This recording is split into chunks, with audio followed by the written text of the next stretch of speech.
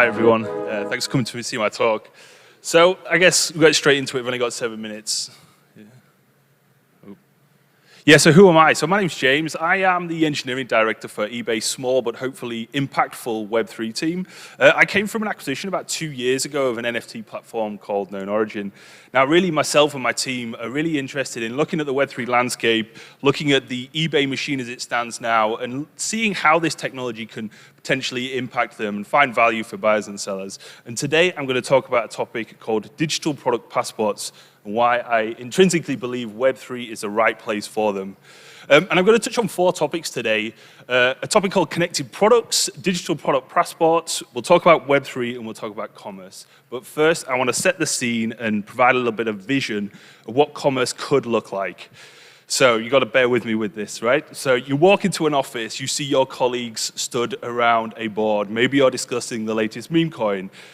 You've got your Vision Pro 5000s on, some AR-enabled glasses. Not only that, it's looked in your address book and it's noticed the PFPs of your colleagues and displayed them on screen.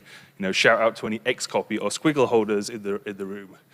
Not only that, it's noticed that your friend Dan at the board has got a killer watch and the latest, greatest in sneakers.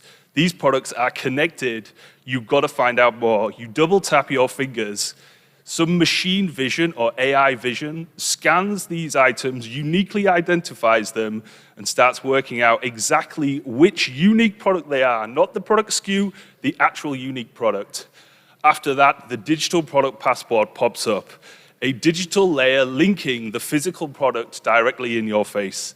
Now, this is a vision piece only, right? But you can see the potential, you know, and you might notice as well, this is very much similar to how maybe NFT platforms looked trading NFTs a few years ago. From this digital link, you can see ownership. You might see if it's got a warranty. You might see trading activity on the secondary market, traceability, servicing insights. This is the vision that I want to talk about today, and this is my vision and potentially the future vision of how commerce might look in several years' time.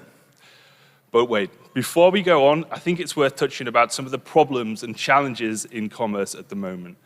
And you know, the first 3 topics, you know, the supply chain. The supply chain is very difficult to wrangle for physical goods, aggregating lots of disparate information. Maybe the digital product passport is the perfect layer for this. You know, circularity.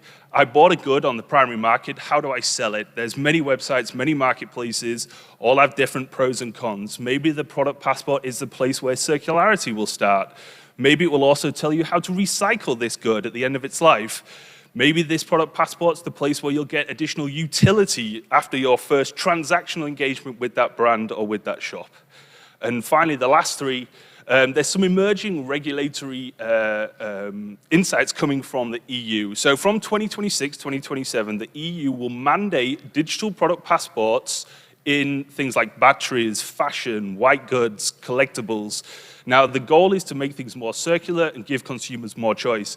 Maybe a tokenized digital product passport is the place where that will happen. The last 2 digital physical experiences. A lot of the NFT space sort of tried to tackle this over the last few years with some mixed success. Maybe starting with a physical and adding on a digital is the right approach. And then interoperability for your items. For the things you own physically, how do you interop with the wider world? Again, maybe this digital layer. So this is the vision I presented. Slightly wacky, really lo-fi. You know, this is not what we're building, this is a vision piece. But really, what does it enable? It enables a digital layer on physical, which is interactive product experiences, real-time information about your goods, you know, empowering customers, and then interoperability, where you can take your physical good and use it anywhere. And this is, again, what these could enable. And then really quickly, I've only got a minute left. Last but not least, what is this? So first of all, a physical item and a product connector. Really, a connector comes in many forms. QR codes, RFIDs, NFC chips, you know, machine vision we spoke about. And then you've got this digital layer, and this is what I talk about for digital passports. And this could be, you can own this thing, right? That's what crypto enables, ownership of digital items. Quickly, a few industry examples, 30 seconds left. There is already people playing in this game in the fashion space, in the luxury space. You know, maybe on-chain is the next online, and this change in consumer behavior will be a big driver for Web2 adoption beyond trading stonks and meme coins. And finally, why does eBay care? It's massive. We've got to be ahead of these trends. And why Web3? It's credibly neutral. It's a base layer. Frenemies can play together. Lots of composable great standards to build on, and interoperability and ownership. And that's it. Thank you very much. Thank you. That is very, very interesting and very real world. Do we have any questions in the audience? Let's see. Anyone? Okay, cool. Ooh. Hello, James. Hello. Quick question. When do you imagine a global platform like eBay showing its regular users, I don't know, an icon and it's verified as something that says this come with a DPP, and of course you can check it visually, but when you acquire this pair of sneakers, this watch, whatever, well, you will also acquire this digital passport.